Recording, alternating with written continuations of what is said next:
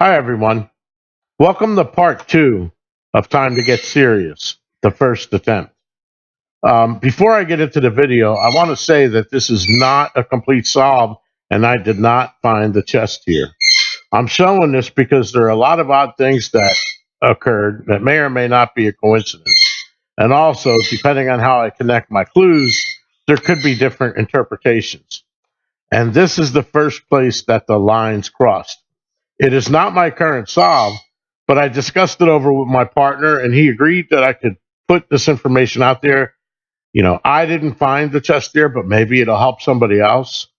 But the only catch to that is I'm not able to discuss precisely where I connected the lines and how that works because I'm still using that for a different solve. But I still want to be able to put enough out there to educate you about this area and see one way that the lines can connect, as I discussed in my previous video, in order to give you a possible solution. Okay. Also, I want to say that although I don't know the people that I'm about to discuss personally, after reading their history, I have a lot of respect for them, and I'm going to try to be as accurate as I can. And I apologize in advance for any mistakes that I make. And finally, this is going to be some detailed research, and I'm warning you about that in advance. If you do not like research and will rather discuss what is and is not special knowledge, stop the video now, save yourself some time. I do these videos to try to help people, and clearly not everybody is going to like them. That's fine by me, but I will continue to do them and refuse to debate what is special knowledge, what is not, is it required, so on and so forth. The other thing I wanted to point out while I'm on the title screen here is a lot of the places that I'm going to discuss are along Cody Road, which is Highway 20, and it's also the Buffalo Bill Scenic Byway, and it runs from essentially Cody to the east gate of Yellowstone. If you pay attention here, and I've read The Thrill of the Chase, it's going to be obvious that there's quite a few hints on this road and quite a few hints that I'm going to mention in this area that reflect back into the book. Okay. So feel free to discuss them below and feel free to give me your opinions on this and opinions on how you would have possibly done it differently and whatever you feel like discussing, with the exception of whether or not special research is required. I don't care to discuss that. So anyway, let's go ahead and take a look. Now, after I connected my clues up in a specific order, I ended up being sent to a place that's along Cody Road, as I just explained. And I'm going to show you a topographic map of that. Okay. This is where the lines crossed. Now, this is basically the Sleeping Giant ski resort. Okay.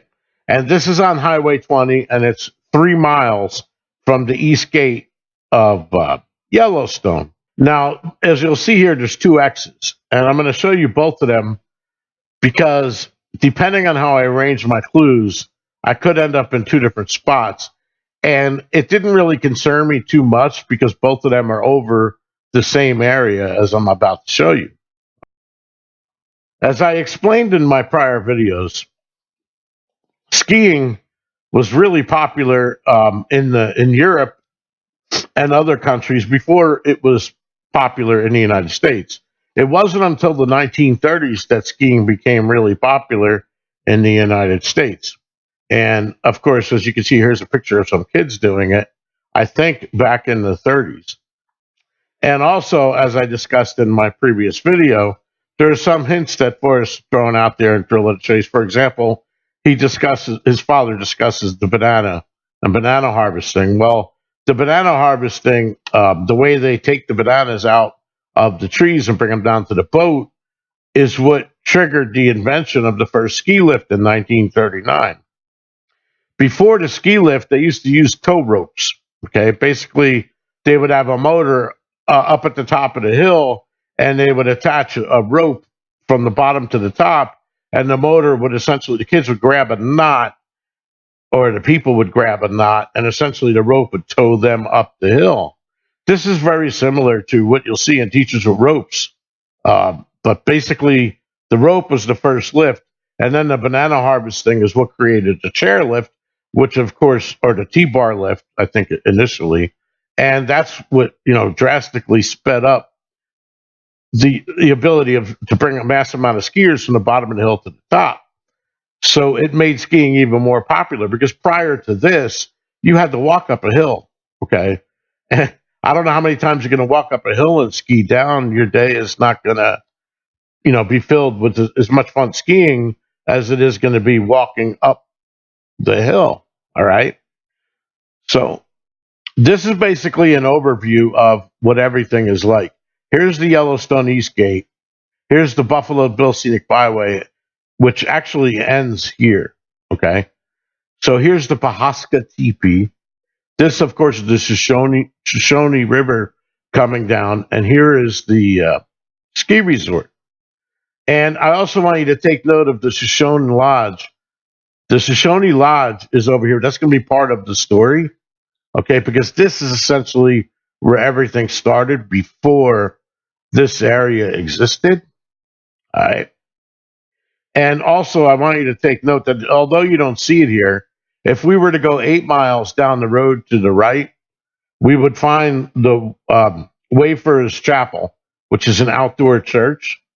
And I want you to know that the definition for a wayfarer is one who travels on foot. Okay. So kind of think, not far, but too far to walk. It's somebody who travels on foot. And the other thing that I want to mention about this just briefly is I know recently I was discussing only one way in. That sort of came to me recently. This solution is coming up on, over a year, well over a year old. And back then I wasn't thinking about that. But in some ways, as I'll explain later, it sort of still is one way in. Okay. So now, as I said, the X's led me here into this area. All right. Into the ski resort. I'm zoomed in a little bit more here. Of course, just the quick breakdown of this place. This is Shoshone Lodge, and eventually they came up with the ski resort, which I'll get into the details shortly. This is the parking area. When you come in, there's a chapel in here, and then there's a wonder carpet, which is basically sort of like an escalator. I guess you could say it's ever drawing nigh, similar to the Bighorn and the Sheep Eater ski lifts, because they're constantly running cables. The wonder carpet is sort of like an escalator or a moving sidewalk that you would have at an airport. So you stand on it and it brings you up the hill. And of course, this is the bunny area where the novice skiers go and the children. Okay, so that's who mostly rides on the wonder carpet. Over here, where I have avalanche area, that I'll get to later, and that is actually shown on the resorts map as an avalanche area. I don't know if they treat it like one or if it's just named after that. For example, in avalanche areas, they sometimes shoot basically artillery up into an avalanche area to cause an explosion to force the snow to fall down so that a skier doesn't accidentally cause an avalanche and cause some harm there. Okay, I don't know if they do that here, but it's kind of like a warning area that comes down in here. All right. Up here is a terrain park. And the terrain park, of course, is mostly for snowboarders. You're going to find iron rails that you can slide down and jumps and all various things that I'll get to again later when I show you the map. But my lines essentially crossed here in what's called the gulch, and then it crossed at the end of the magic carpet, depending on how I had the clues set up. So let's discuss the Red Star Camp. There's a man named Henry Dahlem, and he arrived in the Americas from Germany and eventually came to Cody, Wyoming, and he took out a homestead in 1903. He started a business taking tourists on trips from Cody to Yellowstone. Henry married a woman named Bertha May Simpers, and in 1911 he became the first sheriff of Park County, Wyoming. Back at that time, there were only 3 cars in town, so he did most of his business on horseback. Um, Henry also had known quite a few people in the area from his business of taking the tourists back and forth and up and down, and he was friends with Buffalo Bill Cody. Okay, Henry and Bertha had 2 children, Clarence and Harry. All right. Henry registered for the draft into World War One in 1917 to 1918. Shortly after returning, he secured permits for a store, a sawmill, and a lodge in 1924. Okay. Over the years, they expanded the business, adding a grand lodge, kitchen, cabin, so on and so forth. All right. Now that is the area that I'm talking about, where I said across the street from the ski resort, the Shoshone Lodge. That's what we are talking about here. That was at one point nicknamed the Red Star Camp. This is where Henry started to create his business area. The historic name of the place was the Star Lodge and Sawmill. It then became the Star Mercantile Mill and Lumber Company, and that's when it was red. It was the Red Star Camper. It was known locally as that. Okay. The current name is the Shoshone Lodge. The name was changed by Harry Dollam in the late 40s because, as the story goes, he felt that the name Red Star sounded too Russian, and especially considering their logo was a red star. Now, those of you who have read The Thrill of the Chase might be thinking there's a lot of references to Russia and the Cold War and Forrest carrying nuclear bombs, so on and so forth. Okay. And just take note, although I don't mention it later, uh, the sawmill eventually was closed in 1969 because the permit for the mill could not be renewed. But the other businesses remains, and it turned into a popular dude ranch, the Red Star Camp. Okay, but up until the point of 1969, they still had a lumber mill there. In the late 1930s, Henry's son Harry bought out his brother Clarence and took over the business. Harry and a group of local ski enthusiasts had started as a ski club run operation in 1937. Now, keep in mind what I'm telling you here is happened at the lodge. The sleeping giant still did not exist yet. Basically, what they had is a rope lift and some jumps behind and on the west side of the lodge, towards the Pahaska Teepee. And jumping and skiing was especially popular at that time. So again, as I said, skiing started becoming really popular in the 30s. Mainly, jumping was also becoming really popular. And due to the fact that Harry liked skiing, he ended up him with the locals ended up putting a simple rope lift there and jumps and basically a small run on the side of where the lodge is currently located. By the early 1940s, the ski club was venturing out onto bigger slopes across the highway from the lodge. So a bridge was built across the North Fork of the Shoshone River for access, and a primitive tow rope was built using an old engine. Now we are across the street, but again, the sleeping giant still doesn't exist. It's just that the ski club in the early 40s wanted to experience the bigger slopes on the south side of the North Fork of the Shoshone River. So they got a permit to put the bridge there, and they basically crossed over the bridge and they set up a makeshift resort in a sense, and they continued to ski there. After serving in World War II, in 1949, Harry married Elizabeth Christina Betty Berg from Bozeman, Montana. They both moved from Montana and lived at the Red Star Camp, fully taking over operations by 1950. This is when the name was changed to the Shoshone Lodge. Harry and Betty had 2 children, Keith and Debbie. A tent was set up at the base for Elizabeth to cook chili for skiers, and a small log cabin kept them warm at the top of the rope tow. While Elizabeth was getting the base area ready, Harry was busy outside getting the old equipment running. The newly installed upper rope tow required a 2,000-foot walk up the hill, carrying tanks of gasoline to fire up the old cold engine housed in a wooden building at the top. Again, we're discussing the ski area now, no longer the lodge. They've moved over to bigger things, but it still was not known as the Sleeping Giant. The Shoshone Lodge was love at first sight for Betty, and behind her family, it remained a love of her life for the rest of her life. She loved everything about it, the beautiful setting, all the visiting animals, the log cabins with knotty pine interiors, the hardwood floors, rustic furniture, and most of it all was built on site by Harry and family members, along with other skilled craftsmen who worked for the Dallin family. She also thoroughly enjoyed the guests and skiers.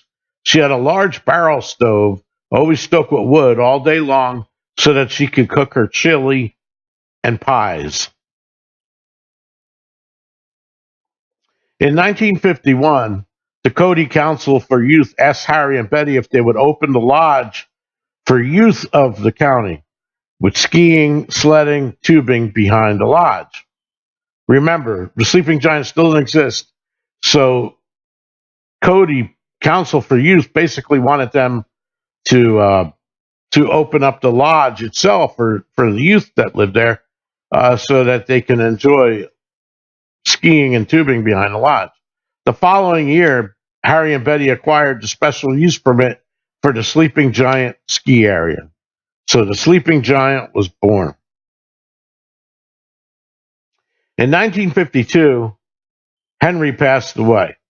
Harry and Betty continued to use the mill to cut house logs and lumber to build the Sleeping Giant and to continue expanding the Shoshone Lodge. Harry would use his grandfather's mule named Lightning. Now, I want to make a note about that. I can't confirm that it was named Lightning. I read it, but I can't find more than one source, so that may not be true. But it will. In either case, a mule would remind you of Forrest talking about the horse that he used when he went up into the woods with Donnie. Okay, he's just hinted at the fact that although it was named Lightning, it moved like a mule. Anyway, so Harry would use Henry's mule, Lightning, to haul out the felled trees while they were clearing the ski runs to the south where they were building the Sleeping Giant. They then built the lodge base of the rope tow. Everyone who belonged to the ski club helped out. Note, in 1953 is when Forrest and Peggy got married. Forrest became a pilot. Dizzy Dean is inducted in the Hall of Fame, and Joseph Henry Sharp dies. All of that stuff happened around the same time as this. And as I'm going to get into later, during the 50s and 60s, Forrest had spent, well, we know he spent every year going to Yellowstone throughout his life, except for 1939. But he did business there. You know, he did some work with archaeologists at the Mummy Joe's cave. Him and his brother had the business, and I'll get into all of that stuff in a minute. But just keep in mind, he spent a time there. In March of 1954, a tragedy strikes when Harry, who's only 38 years old at the time, passes away due to illness, leaving Betty at the age of 30 to raise their two small children and manage both summer and winter businesses. She put her heart and soul into the success of the lodge and the ski area, making many improvements and additions with the help of many friends and relatives, all while running a vibrant tourist trade. Betty was known for her hospitality, her work ethic, and fabulous cooking, especially her pies and chili. She had a great sense of humor and loved to laugh. She honored her parents and helped whenever she could. Her dad, Bernard Berg, stayed at the lodge for many years doing carpenter work, for her and helping out entertaining tourists. In December of 1959, Betty married a man named Lynn Lee Woodruff. Okay. He was an ex-Marine and a mechanically talented individual who had been helping out at the ski area. Um, just briefly, I've read Lynn Lee Woodruff's autobiography. It's actually really good. There's a lot of similarities between him and Skippy. And Lindley was noted all around for his construction efforts all around Wyoming. I think he was involved in some changes to the Corkscrew Bridge. He certainly was involved in the construction of Cody Road. I think, just all over the state. It's very interesting, and maybe I'll get into some of that at some other point. He does have an autobiography. It's available on Amazon. It's a good read. It's not required to help you with the chase. I did it because I wanted to learn more about this man. He's really interesting. Okay. Anyway, Betty and the family spent many late nights grooming the mountains, stamping lift tickets, making Betty's own chili, and baking pies for years from scratch, and preparing for the next day's powder hounds. Lynn Lee, and this is straight from his autobiography, he always told people that he loved pie. His autobiography forward says Lee really enjoys chicken fried steak and baked potatoes, though his favorite food group is pie. And by the way, you note that it's capital there. It's actually capital in the book. Any fruit with a crust around it, as he would say. He did not drink coffee, but he loved a cup of tea on a cold day. He drank tap water only at room temperature with no ice. He didn't drink alcohol. He was very intelligent and self-taught mechanical engineer. Okay, so that's interesting.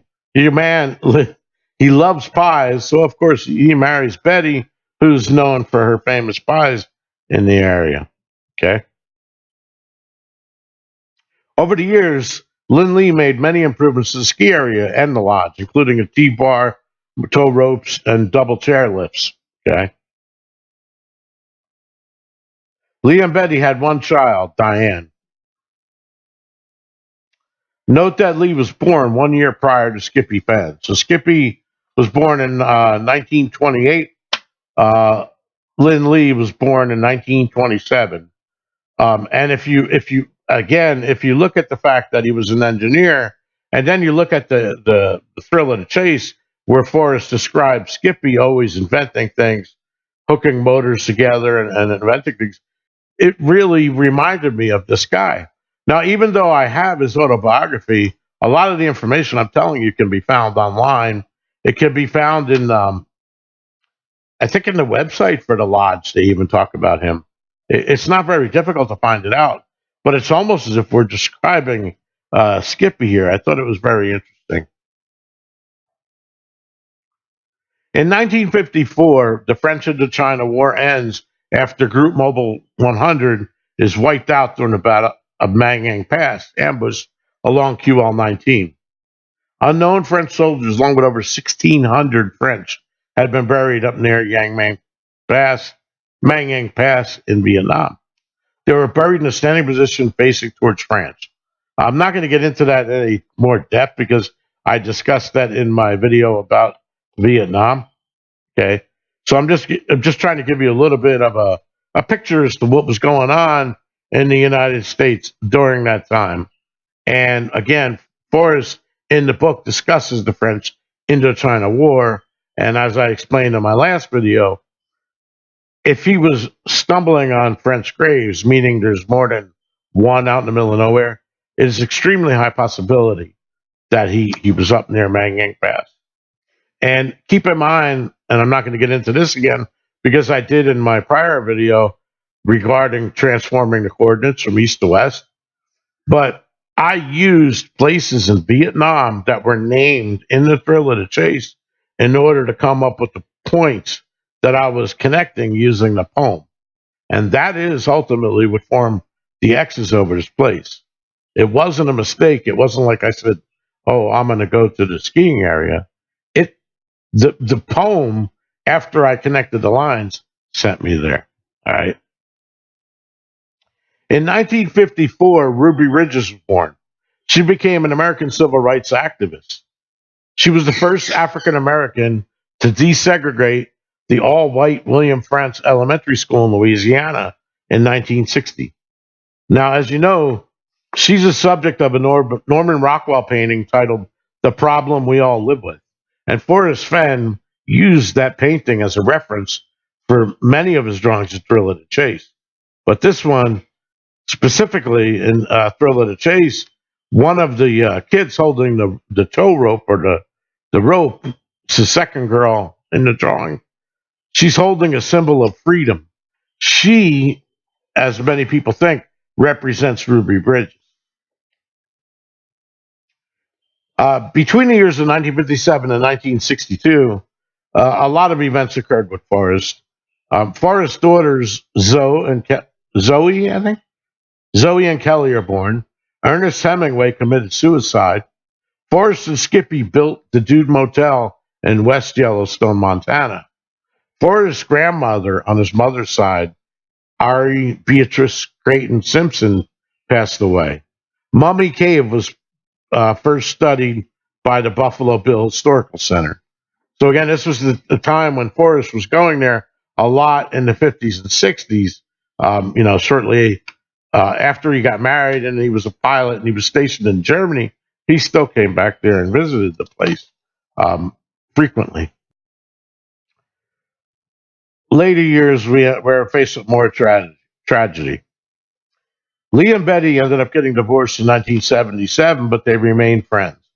Betty's strong will to succeed, independent spirit, and strong work ethic had shaped their family's legacy, for which they will always be grateful. She greatly enjoyed the cowboy poetry and music festival held each year in Cody in the spring. It reminded her of her three brothers, Russell, Raymond, and Don, and one brother-in-law, Wendell West, who played Western and early cowboy music along with composing their own songs. Betty was a charter member of the Seroptimist Club of Cody, the Rocky Mountain Ski Area Association, and the Buffalo Bill Historical Center. Betty's son Keith and his mother continued to manage both the lodge and the ski area. Now, pretty much all of these people were associated with the Cody Museum. Betty, Keith, their father, their grandfather was associated with Buffalo Bill. Pretty much everybody mentioned here, and including Lee, he was part of it too. And I think he's from Lovell. That's where he's buried now. In 2004, the Sleeping Giant business fell apart as the ski resort fell into disrepair and eventually lost their license to operate. The place had to be shut down, but the Shoshone Lodge across the street remained in business. So the Sleeping Giant, as we know today, had to be closed because they didn't pass the safety test and things were just falling apart. So that was, a pretty hard blow, I imagine, for the family and also for the locals that invested a lot of time in the place and enjoyed the place. Okay. In 2006, now remember, this is 2 years after 2000, after this place was shut down, is when Forrest Fenn appears in Cody in the 2006 video interview that I think Davio put out there for us to see. And that video is a must see. I mean, you got to listen to that video if you listen to any video. I'd say that it's better than any of the videos that came out after the chase started. And the interviewer in Cody actually calls him out on quite a few things, but you got to watch that video. That's got to be a must see. Sleeping Giant prepares to reopen. What happened? A private citizen buys the land in order to help out Elizabeth and her son Keith. This citizen then gets them a good offer from the Nielsen investors of Texas. They agree to the deal and the land is given to the Yellowstone Recreation Foundation, LLC. Jim and Jay Nielsen and Tom Fitzsimmons operate the Yellowstone Recreation Foundation, LLC. It's a nonprofit, and they end up taking over the Sleeping Giant while the Shoshone Lodge remains with the Dahlem family. So, I wonder who this private citizen is that bought the land and then gave it to the LLC. And incidentally, Jim and Jay and Tom Fitzsimmons, all of them are pretty involved in the Cody Museum. They're mentioned on there, and they're really big donators. As well as you know, Forrest Fenn was on the board. And I just mentioned that. Sleeping Giant reopened as a nonprofit ski area in the winter of 2009 to 2010, with an additional chairlift that nearly doubled the vertical and more modern features, including a terrain park for freestyle skiers and snowboarders and a magic carpet. It's actually called the Wonder Carpet for beginners. A new lodge feature, a rental shop, ski school, and a restaurant. Elizabeth Christina Betty Bird Windruff passed away on September 2013. Keith remains in control of the lodge. But again, the ski resort is in control of the nonprofit.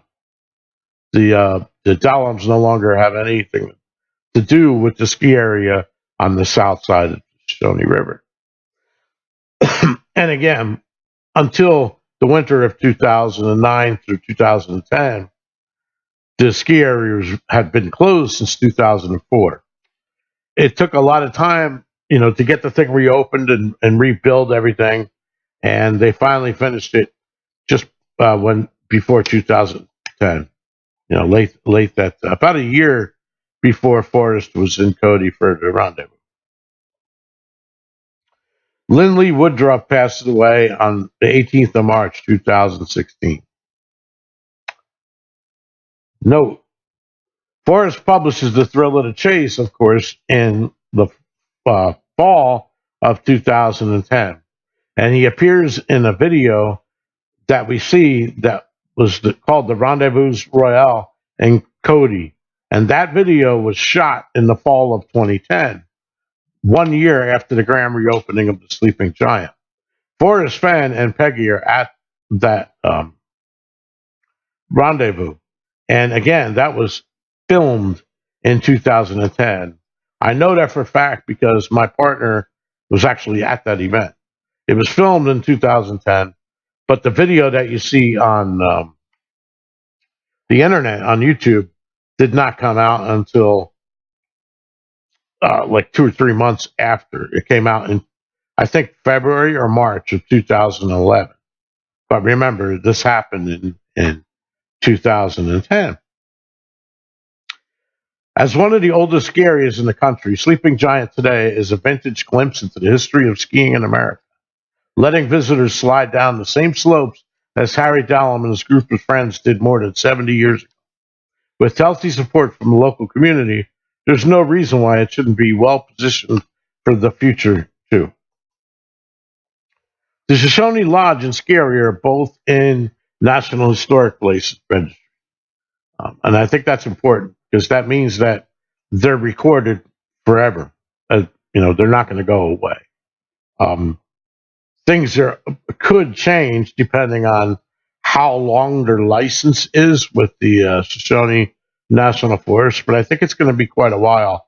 When I did the research on this, they had to get a lot of stuff done in order to make all of this stuff happen. In the past video, Forrest had mentioned, I think it was with K-Pro and Cynthia, Forrest mentioned that a lot of events had to take place in order for everything to happen. And he's amazed that it all ended up working out.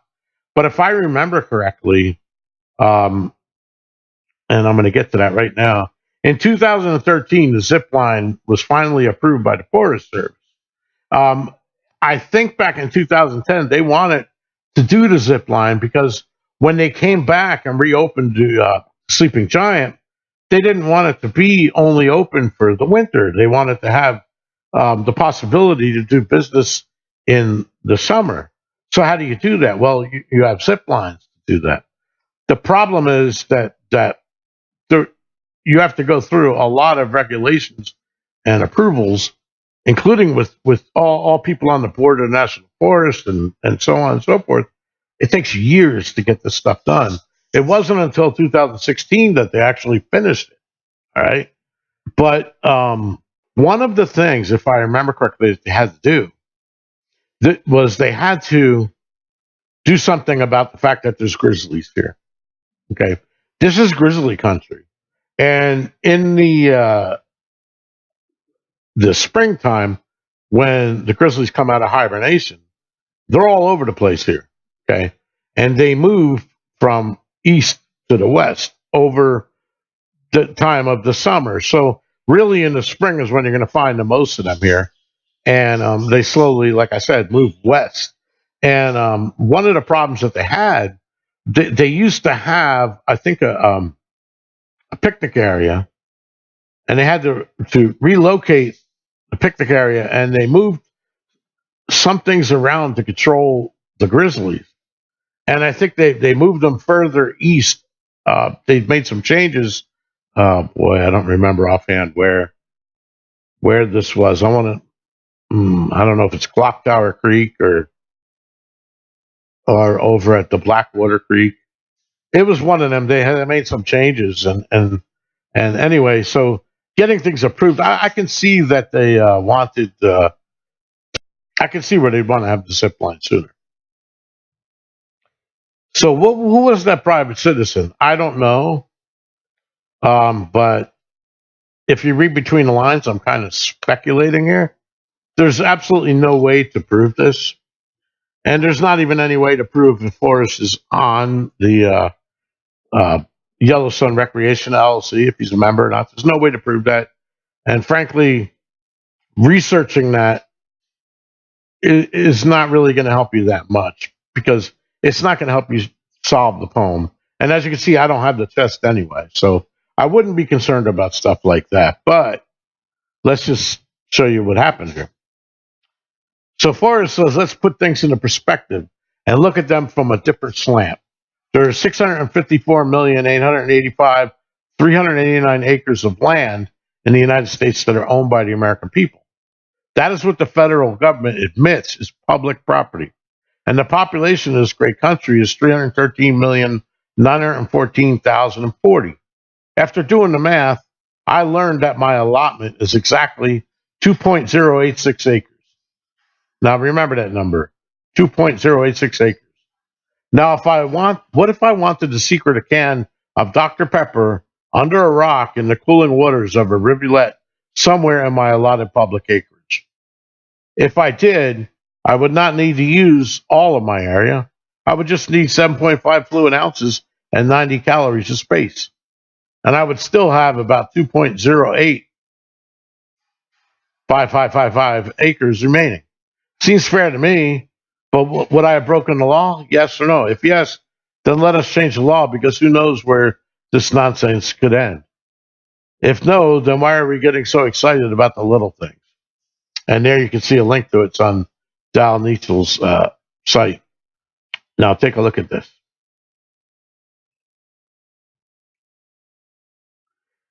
You see this orange square on the right-hand side? That is, you can see the wonder carpet coming out from it. That is the area that is actually owned, well, now by the LLC, and this would be considered private property. Just that square, which is exactly 2.08 acres. Okay. This, again, the rest of the ski area is completely open to the public. You can go anywhere on that area that you want. Nobody can prevent you from doing it because it's a national forest. It's leased land. Now, obviously, they've got a permit for these buildings that are on there, the Wonder Lift, the ski lifts themselves, and other platforms that are around and other buildings around. You can't go in them. You can't just go on the ski lifts. You have to pay to do that. But as far as the land itself, you can walk around on here, anytime you want. You just can't go in any of those buildings. And this lodge, okay, and it's a store and a restaurant, and then upstairs they had the tea bar, which is where you can go and have yourself I guess, a cold beer or a glass of wine, and look out the back window and enjoy the sights of the skiers coming down the run. But I thought that this was very interesting. Is it a coincidence that Forrest is talking about 2.086 acres, and then he's going to hide something on there, and he still has 2.08 left? And then this property on the ski resort is 2.08 acres, and this property was donated by a private citizen to the LLC in an effort to help them bring the ski resort back online. Now, let's assume for the moment that whoever's involved in that, whoever that private citizen is, even if they don't have a part of the LLC, they have some control. They could have told the LLC owners, well, I'll give you the land on this condition. I get access to it at any time I want. Okay. And two, I play a part in the design of the place. Maybe he wanted to architect the ski resort. I don't know. But he might have some control over the names of the ski runs. I don't know. It's all speculation, but there's so many possibilities there. Okay. And here's some views of the place. This is looking north, actually northwest slightly, from the back of the lodge that's at the Sleeping Giant. Up here on the left is a tower, and it's an interesting tower because it's for the zip lines. And when you're all finished with the zip line, when you come in, they tell you, if you're really brave, we got something that we want you to try. And what they do is they'll let you go up to this tower and free fall, and you bounce from the base of from a rope, like you're jumping. I forgot what it's called now, when people jump off of things. Obviously, it's similar to parachuting. You're going to jump off, and then you're going to be hanging. They literally clamp you in. It's almost like a parachute, and then you jump out and you free fall. And it's really cool. You got to go on their website and check it out. Their website is zipsg.com. The ski resort is skisg.com. And they have videos up there. There's videos on YouTube. It's really cool. My partner went there, and he jumped off of it. You'll notice they have a webcam on their website. This is the webcam that's on the lodge, which reminds me of another thing. Forrest always says he knows that the chest is still there. So people assume that he has, a webcam, or he has some kind of an electrical device. Well, when them webcams are there like that, and by the way, there's also speakers here, so hear me all and listen good. Anyway, up on the second floor, there's the bar. Up there, you can look out the windows. And here's the store. And then on the other side, they have a rental area, and then they have a training area where they teach you how to do the zip lining. And of course, you can rent skis and so on and so forth. But in here, they have sodas, ice cream. It's just a small store. There's a lot of historical pictures, a lot of historical information in there. There's actually a picture inside there. You can go in there with a 360-degree view if you go to their website and check it out. So anyway, that's looking north. That's looking east. Okay, this is the Bighorn lift. Okay, so this is the smaller lift over here, and I want you to take a note that on the other side of this hill, where the ski lift is going up, on the opposite side of that is where the gulch is. So as you can see, if you're standing anywhere on this side, you're completely hidden from view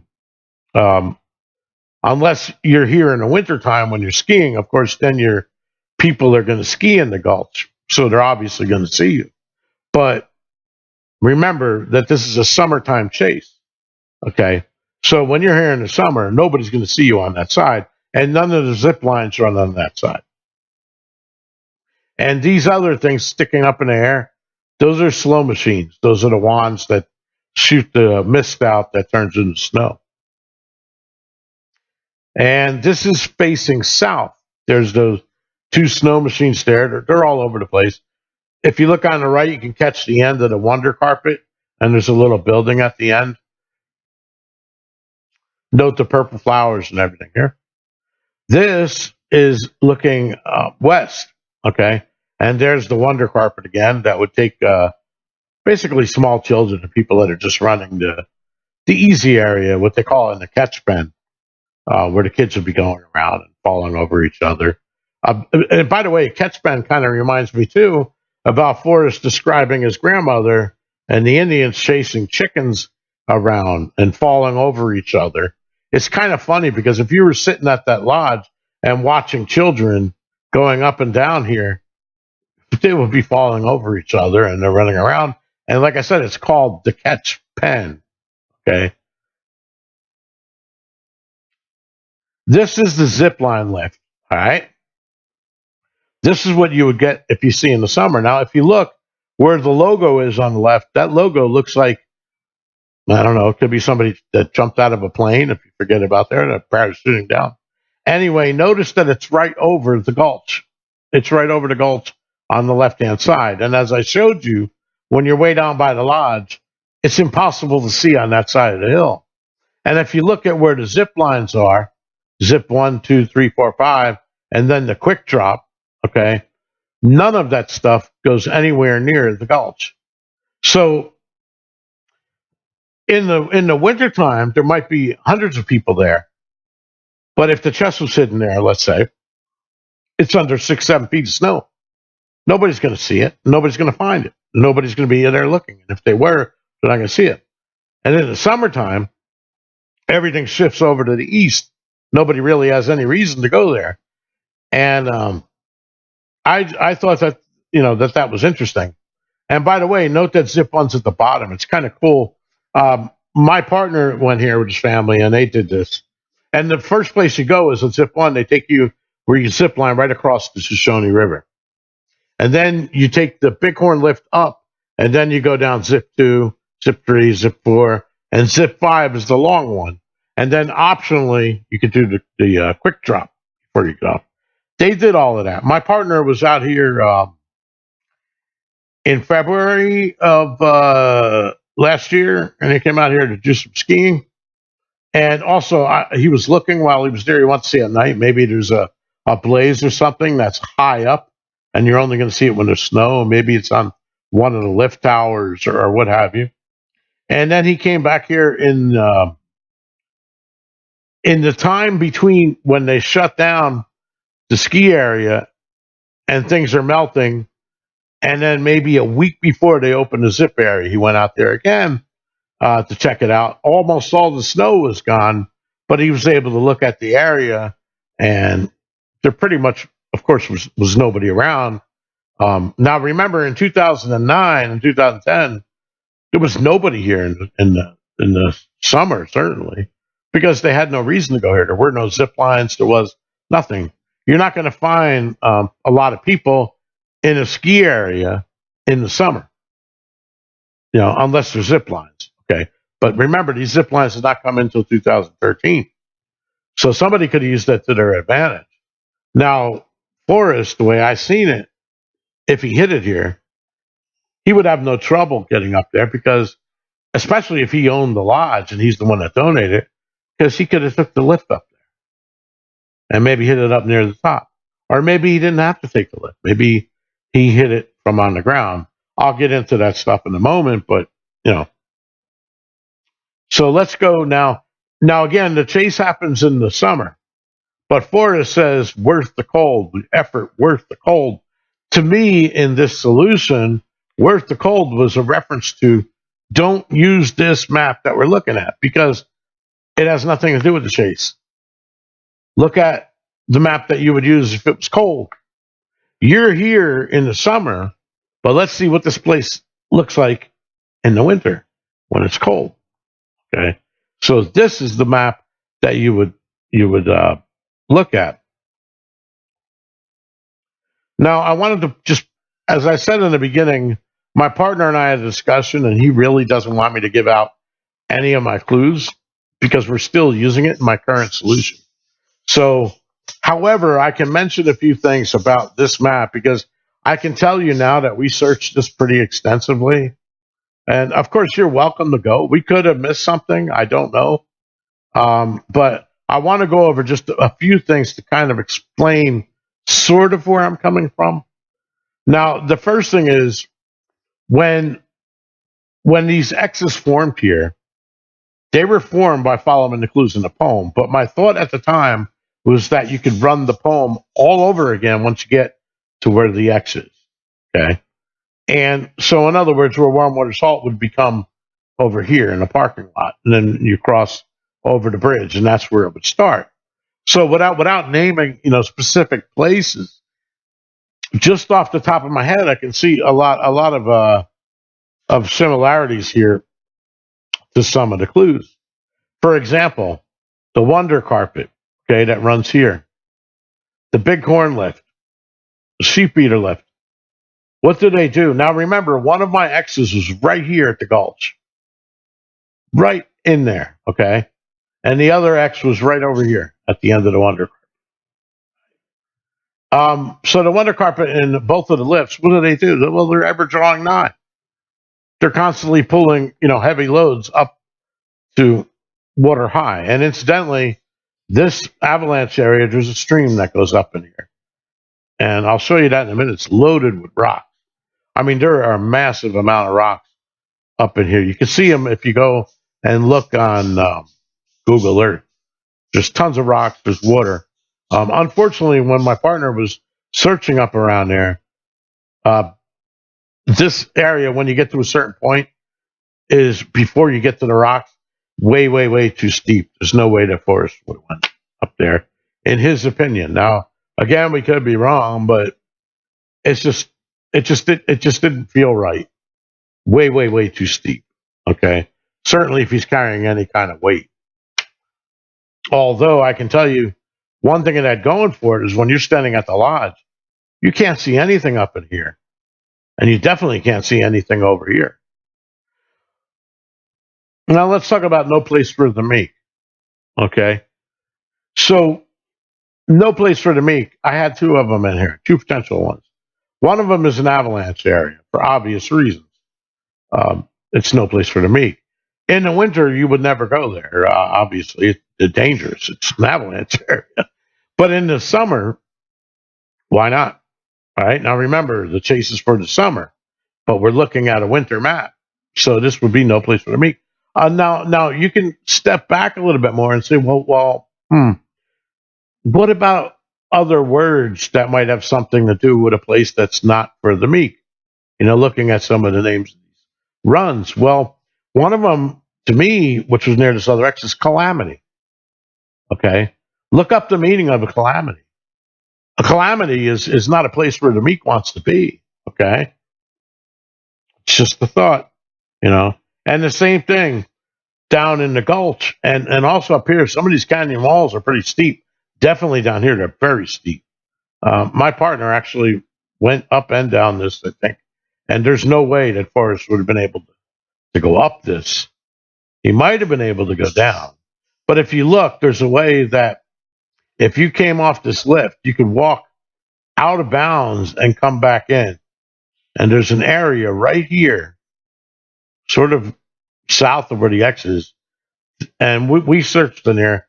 But anyway, there's walls there that in the wintertime, you could see videos of people snowboarding and jumping. This is extremely steep. Like I said, it's almost like a karst. It's a few hundred feet tall. It's almost sheer on this side. Okay, there's no way up that. And when they come down, people are literally doing a jump down here. When my partner went back, in the spring, I think he actually found one of the poles. Never found the other one though. But no, we came to the conclusion that there's no way that it was here. And the other thing I want to kind of mention about that is, even though people don't go there, one thing my partner pointed out to me is that, what about employees? Employee has a couple of beers, they do whatever they want to. They're walking around there cleaning things up. People are going to hike in there. You know, um, I think my partner even talked to one of the workers when he was there in the summer, and they told him that some employees like to hang out down here. So we came to the conclusion that it's not there. We may have missed it again. So, and the other thing I want to mention is the Red Star. Red Star is the logo for the Red Star Camp in Mercantile before they changed it to the Shoshone Lodge. Well, Red Star is associated with Russians, right? And that's the reason why they changed the name. Well, again, this could be a reference back to Forrest, where he's talking about checking out nuclear bombs during the Cold War. All of that stuff is in the same time frame where everything kind of happened here. And some other stuff that I want to mention about this place before I go on. One of them is really important, and it really got me thinking. And honestly, I'm baffled as to what happened here. If you look online, you'll find some marketing material for the Sleeping Giant. In their marketing material for the zip and the skiing advertisements, I'm going to read it for you word for word, and I want you to pay close attention to this. If you are looking for an adult beverage to quench your thirst, you can do so in the T-Bar. Tucked in the attic of our lodge sits Wyoming's smallest bar. The T-Bar carries both beer and wine, including beer brewed right in Wyoming. So don't be shy. Ring the beer bell. We promise it doesn't mean you have to buy everyone around. But if you want to, be our guest. Wink, wink. So they're telling you that there's a bell in the T-Bar in the attic on the second floor, and they're telling you they're daring you to ring that bell. So don't be shy to ring the beer bell. We promise you it doesn't mean you have to buy around. But if you want to, be our guest. Wink, wink. Here's the second advertisement they have about that place. Now, this is on their website. Upstairs, tucked in the attic, is Wyoming's smallest full-service bar. Don't be shy to ring the beer bell. We carry beer, wine, and spirits. Go ahead. Ring the bell. We promise this does not mean you have to buy everybody around. But if you wish, wink, wink. Now, that is exactly in their words. They're telling you to ring a bell. Ring my bell. Okay. And when I thought, of course, I immediately thought of Forrest Bells. I told my partner, I go, you got to go up there and take a look and see this bell. Maybe there's a hint on it. Maybe it's a blaze. I don't know. But you got to go up there. Now, here's the strange part. He went in there and he went upstairs. And it reminded me, at least when my partner told me, of what happened to Forrest when he went to his special place in Vietnam. It turned out to be a big nothing. We went upstairs and there was no bell. There is a bar, but there's nobody there. There's nothing to ring to get somebody to come up to bring you a drink. I think you could get a beer, but there was no bell. And my partner got interested in that, so he asked one of the employees. The employee said he never heard of a bell. So he figured he would ask an older woman that was working there. Maybe she would know. He asked her. Never heard of a bell, sir. I don't know what you're talking about. Now, look, even on here, even on their map, they have a bell. The red bell, okay? That's the ski school, okay? There's no bell anywhere that we've seen. And I was kind of annoyed with that because I wanted my partner to ring a bell. What's going to happen? I don't know. I mean, this I know that this solve is wrong, and we didn't get the chest. But I mean, Forrest is crazy. And I remember Forrest said he laughed after he hid the chest. And I'm thinking to myself, well, would he do something this crazy? Yeah, he probably would. Certainly, if he ever owned the land, he has control over it. He knows that this place is not going to go anywhere for 100 years. And he's got a perfect mix here. He's got private land with public access land. And like he says in his video, what if? What if there is no question on who owns it? So he talks about bells. There's a bell here. I wanted to ring that bell. What happens? Maybe it's like, well, hey, you're the millionth shopper. Ding, ding, ding, ding, ding. Here you go. You know, you did what you had to do. The chest is yours. I don't know. You know what I mean? Who knows? I told my partner I can't hurt. And there was no bell and nobody knew about it. I sent Forrest an email and told him that. Of course, he didn't reply, but I'm kind of a little bit upset about that. I mean, huh. So, anyway, back to the poem. Look here at this cross. Do you see anything interesting? That's a chapel. It's a chapel. Now, no matter where you are here, when you come in and go, you got to use this bridge. So we talk about only one way in, only one way out. Well, when you leave with the chest, you've got to walk past the chapel. So doesn't everybody go in peace? Take the chest and go in peace. Okay. How many ski areas have a chapel on them? But I mean, and here, National Park, obviously, this is supposed to be Yellowstone. And then they got the Yellowstone Traverse. But this is like mirrored because Wapiti, if you're looking down on this map, up is actually south. So Wapiti is to the west of us. But if you look on this map, Wapiti is to the east. And I started looking at this and I'm like, maybe some of these spots are similar to where the clues end up in Yellowstone. And I want you to look at some of these things. What does first base, second base, and third base mean? I want you to look that up yourself. But that has something to do with your inner face, second face, third face, what people see, how they perceive you, how you perceive yourself from the inside. Okay. And then you want to talk about Forrest being wacky. Let me explain something else. And this is way out there. But the first thing I noticed when I was looking here is Puffin Stuff. Now, Puffin Stuff was a TV show made by Sid and Marty Krofft. They're the same guys that also designed the Banana Splits Adventure Hour. It was called the Banana Splits Adventure Hour. And I think that was in the it was 1968 through 1972. Now, if you look at Puffin Stuff, remember, what was her name? Ora May, smoking those no-name cigarettes. She was puffing stuff.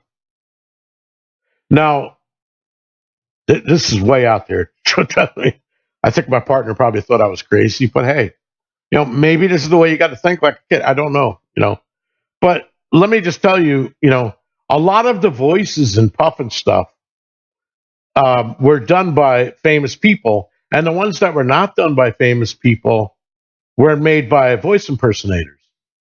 One of the people that did the voice in Puffin Stuff was John Wayne.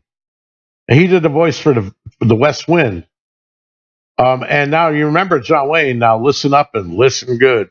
Okay, well, his voice is in here. But then listen to some of these other characters that they had and some of the stuff they did. Ludacris Lion, he was impersonating W.C. Fields. Judy was based on Judy Garland. Miss Wristwatch was impersonating Zsa Zsa Gabor. Shirley Puffinstuff was impersonating Shirley Temple. Max von Todenoff, Max von Todenoff, the Great, is based on Eric von Stroheim. The Evil Trees, that was like Bela Lugosi and Peter Lorre.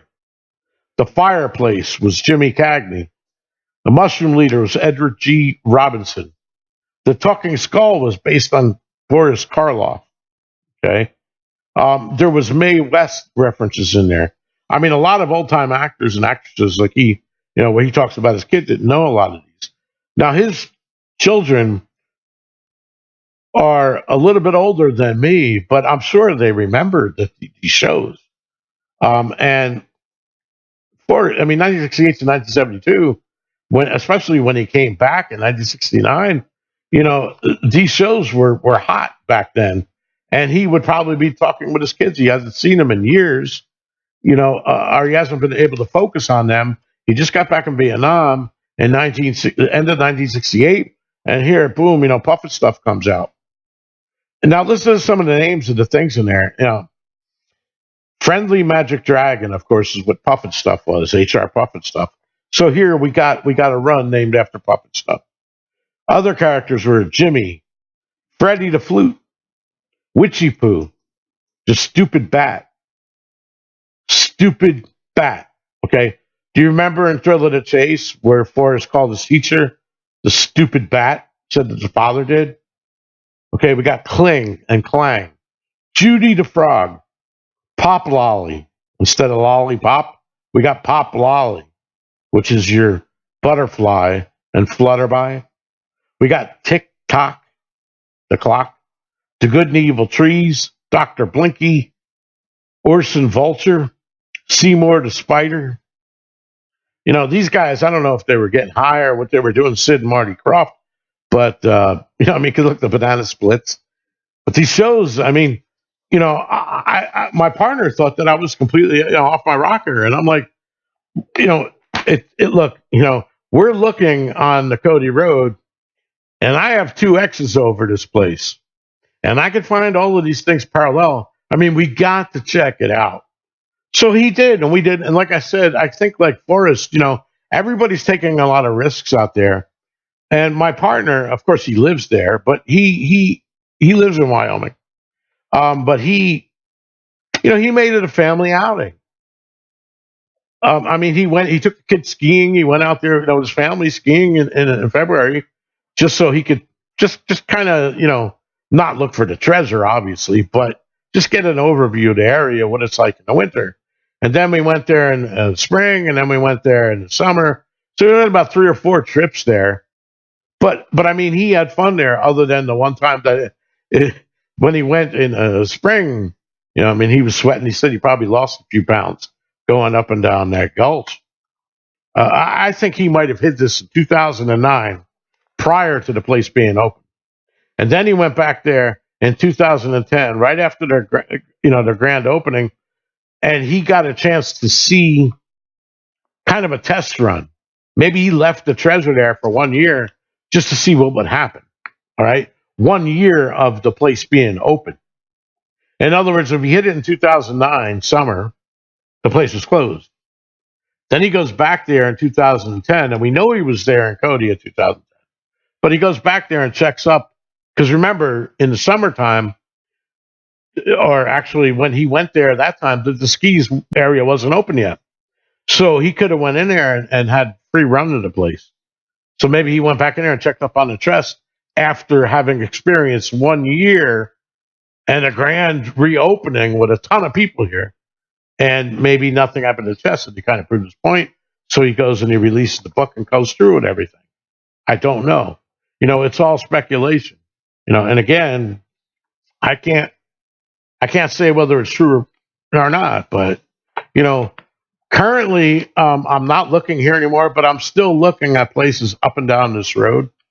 There's a lot of things that you could say. The Andy and Amos show, where they say in the Thrill of the Chase, don't awaken the alligator until you cross the river. Well, this could be the giant.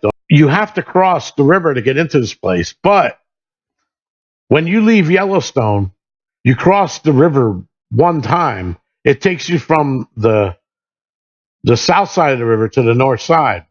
And then you arrive at this place.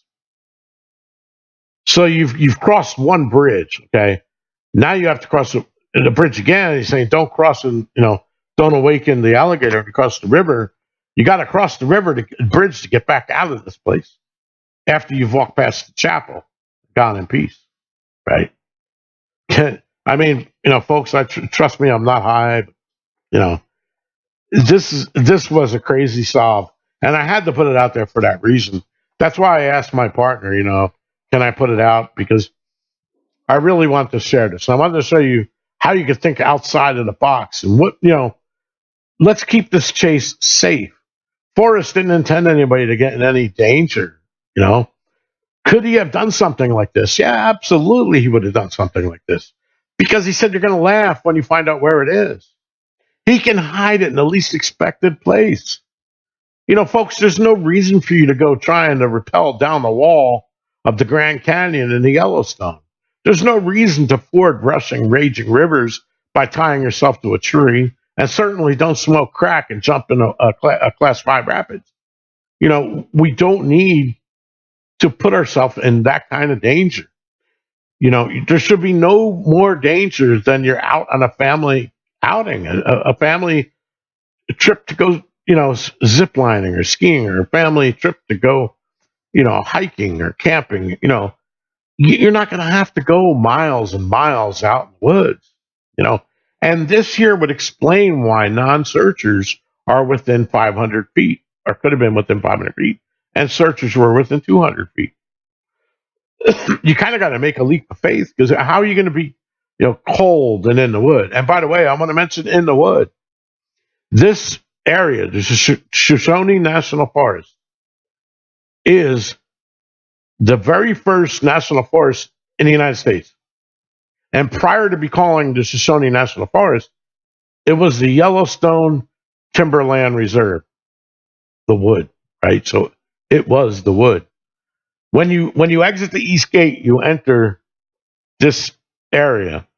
When you get to the Wapiti Valley, you exit the Shoshone National Forest. It's 27 miles wide. I might be wrong about that. It might be 23. It's either 23 or 27. And then from that point to Cody is either 23 or 27. The total amount is 50 miles from the western edge of Cody to the east gate of Yellowstone. Exactly 50 miles. Okay. 52 miles if you count from inside town. But anyway, that's all I have to say. Please help me out by passing this video around. If you enjoyed it, please click like, please subscribe, so it gives me reason to come out with more. And I really like the discussions that we have below. So let's keep all that up. And guys, let's have some fun with this. I mean, and still keep my prior videos in mind, because I'm still using that. Okay, still believe that we form an X, and I still believe that we got to transform, or we got to tie together the Vietnam with the United States, and we got to tie together Forrest stories. I believe you got to look at the big picture. And one of the lines in my two X's here goes all the way from Wyoming, almost 8,000 miles over to Vietnam. And you can see that line in the other video I did. So don't be afraid to connect things up far. Forrest said that the treasure chest is in the Rockies, but never once did he tell you that all 9 clues need to be in the Rockies. The other clues could be anywhere on the earth, right? So think about a ball of string. If you're gonna wrap string around a ball, it's like stringing a line around the earth, And he mentions, like in my other video, tie your lines together. So anyway, I don't want to go off on a tangent. I've already discussed that stuff. I hope you all enjoy this video, and remember. Oh, one last thing for you guys that's still hung around. I want to show you something cool. This is what it looks like when you're jumping off that bridge, or jumping off that tower. Pretty cool, huh? I mean, you'll almost get the same feeling Forrest said when he discusses falling in the woods and his feet were about 8 inches above the floor when he went down.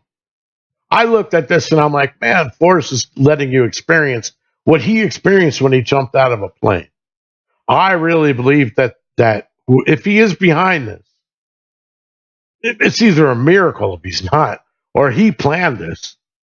He wants people to experience this kind of stuff. And yes, we also did look around here. Nothing. And there's a lot of reason to believe it wouldn't be in those trees over there, because A lot of employees go in and out of there. You could tell it's almost like a scrap yard where they throw wood and other junk in that they're cleaning off the field probably in the wintertime when they're skiing. But anyway, I wanted to show you this. I think it's cool. So, peace.